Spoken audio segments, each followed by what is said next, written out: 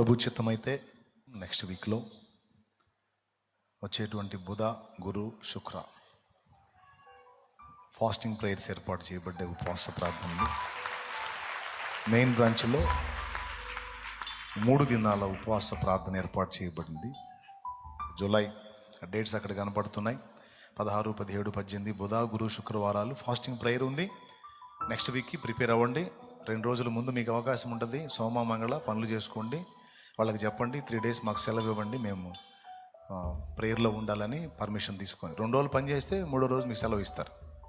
కాబట్టి మీ తీవ్రత, నేను దేవుడితో గడపాలి, తిరిగి ఆత్మీయ అనుబంధాన్ని నెలకొల్పుకోవాలి, నేను తిరిగి ఉపవాసంలో నా దేవునికి సమీపం కావాలి, నా జీవితాన్ని చక్కదిద్దుకోవాలి, సరి చేసుకోవాలి, నేను లైన్లో ఉండాలి అనుకుంటే సిద్ధపడు.